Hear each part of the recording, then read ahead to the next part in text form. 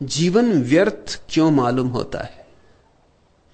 आपके पास आता हूं तो अर्थ की थोड़ी झलक मिलती, पर वह खो जाती। जीवन न तो व्यर्थ है न सार्थक। जीवन तो कोरा कैनवास है। तुम जो चाहो उस पर चित्रित कर लो। जीवन तो कोरी किताब है। चाहो तो गालियां लिखो और चाहे तो गीत लिख लो। जीवन अपने आप में कुछ भी नहीं है। जीवन कोरा अवसर है। और अधिक लोग इस भ्रांति में जीते हैं कि जीवन में कोई अर्थ है। मिल क्यों नहीं रहा? जीवन में अर्थ होता नहीं, डालना होता है। जितना डालोगे उतना मिलेगा, उससे ज्यादा नहीं। बांसुरी रखी है और तुम बैठे हो उसके सामने और कहते हो कि बांसुरी तो है, लेकिन इसमें स्वर क्यों नहीं?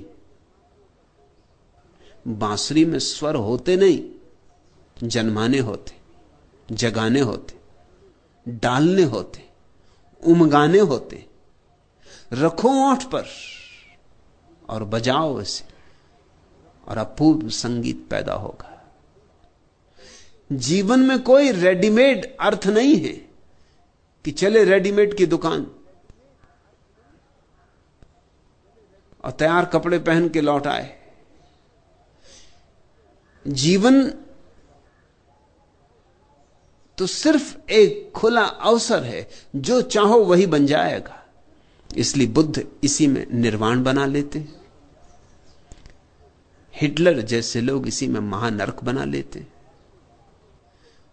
इसी में कोई तुम्हारे पास बैठा स्वर्ग में जीता है और तुम नरक में जीते हो। जीवन परम स्वतंत्रता है। जीवन सृजन है। तुम पूछते हो जीवन में व्यर्थ क्यों मालूम होता है? क्योंकि तुमने अर्थ डाला नहीं होगा। बगिया खाली क्यों मालूम होती? तुमने बीज बोए ना होंगे। फूल क्यों नहीं आते? बीज भी बोए होंगे तो पानी ना सींचा होगा।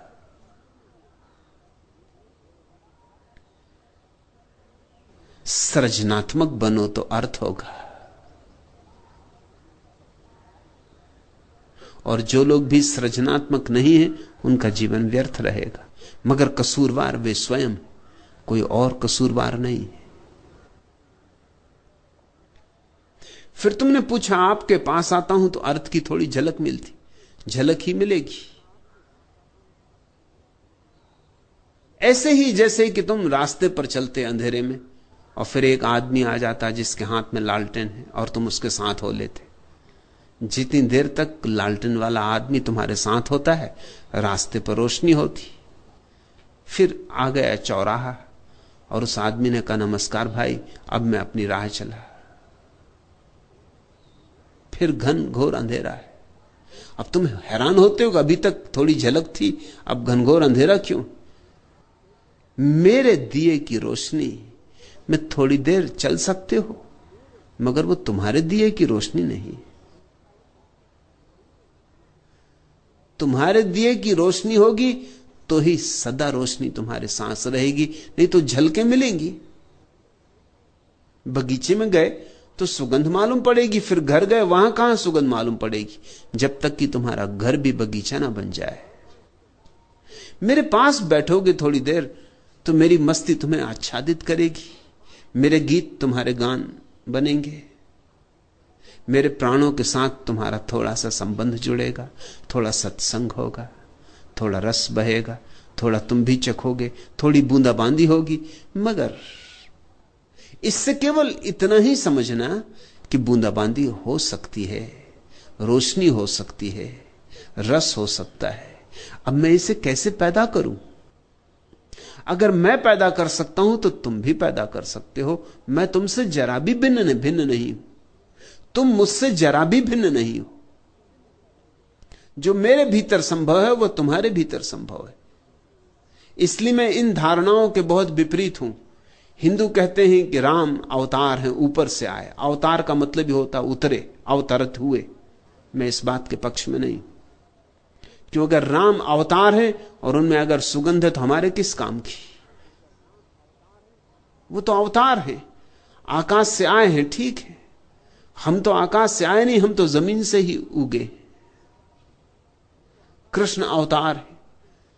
नहीं, अवतार की धारणा मुझे पसंद नहीं। मुझे तो जैनों के तीर्थंकर की धारणा ज्यादा पसंद है। तीर्थंकर का अर्थ होता है अवतार नहीं, हमारे बीच ही पैदा हुए, हम जैसे ही लोग, ठीक हम जैसे लोग, लेकिन फिर उनके जीवन में फूल खिले, उससे भरोसा बनता है। अगर तुम्हारे जैसे ही व्यक्ति के जीवन में फूल खिल सकते हैं, तुम्हारे ही जैसे मांस मज्जा का बना हुआ व्यक्ति, तुम्हारे ही पृथ्वी का अंग, तो तुम्हारे भीतर भी फूल खिल सकते हैं। तीर्थंकर का अर्थ है जो अपनी ही चेष्टा से तीर्थ बना, जो था ठीक तुम जैसा, लेकिन एक दिन कुछ उसके भीतर घटा कि वह रोशन हो उठा। महावीर, बुद्ध, पार्स, नेमी, ये तुम जैसे ही लोग हैं, अवतार नहीं। इनका अवतरण नहीं हुआ, ऊर्ध्व गमन हुआ है। ये आकाश की तरफ उठे, पैदा हुए थे जमीन से। तुम भी जमीन से पैदा हुए हो, तुम भी आकाश की तरफ उठ सकते हो।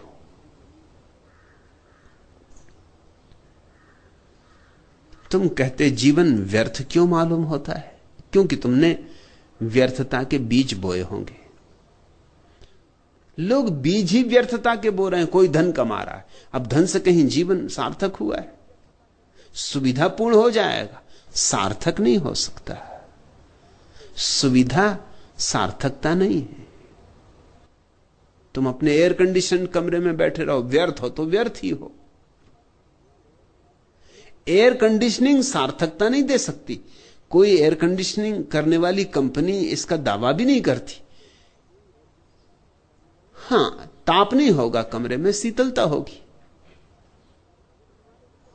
मगर तुम तो तुम ही हो। अगर तुम्हारे भीतर गालियां ही घूमती हैं तो एयर कंडीशन क्या करेगा? और सुविधा से घूमेंगी, ठंडक पाके। धूप धाप में थोड़ी देर शायद भूल भी जाते होगे। तुम कितनी ही सुंदर व्यवस्था कर लो बाहर, लेकिन जब तक तुम्हारे भीतर गीत पैदा नहीं हो रहा है, बाहर की व्यवस्था क्या करेगी? और ख्याल रखना, फिर दोहरा दूं, मैं बाहर की व्यवस्था के विपरीत नहीं। बाहर तुम जो भी व्यवस्था करते हो ठीक है, लेकिन उतने पर रुक मत जाना। उतने से अर्थ पैदा नहीं होता। अर्थ के लिए कुछ और करना होगा। बाहर की व्यवस्था पैदा होती विज्ञान से, अर्थ भीतर की घटना है, पैदा होता धर्म से। व्यवस्था पैदा होती विज्ञान से, अर्थ पैदा होता ज्ञान से। सुविधा पैदा होती है बाहर के आयोजन से, शांति और आनंद पैदा होता है भीतर के आयोजन से। तुमने भीतर के लिए किया क्या है? धन कमाया, मकान बनाया, बच्चे हैं, परिवार है, सब ठीक, और मैं इनमें से किसी का विरोधी नहीं हूं, मगर भीतर के लिए तुमने क्या किया? भीतर भांवर डाली, भीतर बजी सहनाई, भीतर उस प्यारे को तलाशा, भीतर मारे 7 फेरे। तुम देखते हो 7 फेरे मारने पड़ते हैं जब विवाह होता। ये भीतर के 7 फेरों के बाहर प्रतिबिंब मात्र है, क्योंकि भीतर 7 चक्र हैं मनुष्य के जीवन में, और प्रत्येक चक्र का फेरा लग जाए तो तुम सहस्त्रार तक पहुंचते हो। भीतर के 7 चक्र ही बाहर के 7 फेरे बन गए, और 7 फेरे बांधने पड़ते हैं अग्नि के चारों तरफ। भीतर के 7 फेरे भी भीतर की अग्नि को जगा के डालने पड़ते हैं। और भीतर की अग्नि जगती है प्रभु की प्यास से, प्रज्वलित प्यास से। जैसे कोई मरुस्थल में भटका हो और प्यास लगे, तो उसकी प्यास साधारण प्यास नहीं है, आग है। ऐसे ही जब तुम्हारे जीवन में परमात्मा की प्यास जगती, उसके बिना एक क्षण जीना संभव नहीं, तो तुम्हारे भीतर अग्नि पैदा होती, अग्नि प्रज्वलित होती। वही असली यज्ञ है। और उस यज्ञ के चारों तरफ जब तुम 7 फेरे पूरे कर लेते हो, तो सहस्त्रार में अर्थ का कमल खिलता है। तुम पूछते हो जीवन में अर्थ क्यों नहीं? तो क्योंकि तुमने पैदा नहीं किया है। और आपके पास आता हूं तो अर्थ की थोड़ी झलक मिलती, झलक ही मिलेगी, यह भी कुछ कम नहीं। झलक मिलती तो भरोसा आता है कि अर्थ हो सकता है, फिर अर्थ पैदा करना पड़ेगा। झलक पर ही निर्भर मत रह जाना। वो तो तुम किसी बड़े वीणा वादक को सुनोगे तो मस्त हो जाओगे, फिर घर जाके तुम ये मत सोच लेना कि तुम वीणा वादक हो गए। फिर वीणा वादन सीखना होगा। उस मस्ती ने तुम्हें एक याद दिला दी, सच। उस मस्ती ने तुमसे यह कहा कि वीणा से ऐसा चमत्कार हो सकता है। और वीणा तुम्हारे घर में भी रखी है, और तुम्हारे पास भी अंगुलियां हैं वैसी ही जैसे वीणा वादक के पास। लेकिन अंगुलियों और वीणा के तार में थोड़ा संबंध जोड़ने का अभ्यास करना होगा। वही अभ्यास साधना है।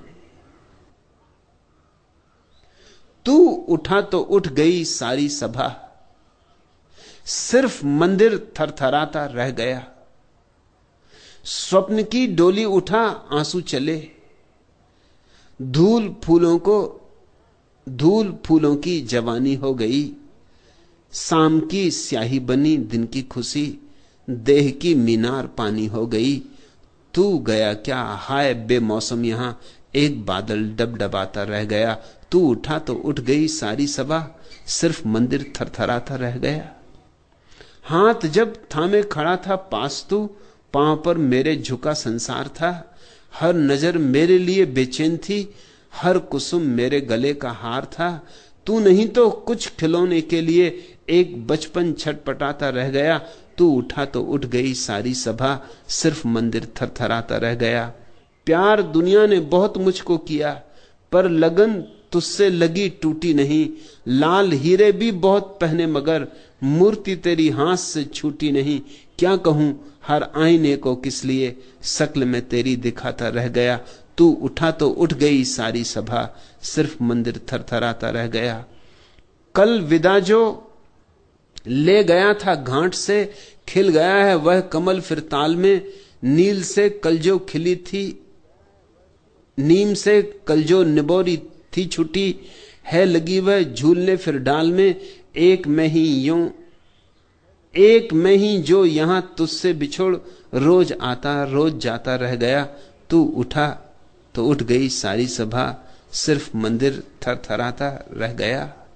एक परमात्मा तुम्हारे भीतर हो तो मंदिर भरा हुआ है, और एक परमात्मा तुम्हारे भीतर ना हो तो कुछ भी नहीं है, सूनी अंधेरी रात है, अर्थहीन, पुष्पहीन, ज्योतिहीन।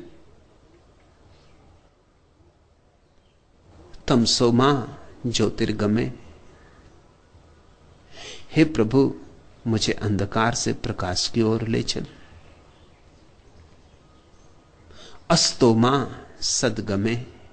हे प्रभु, मुझे असत से सत की ओर ले चल।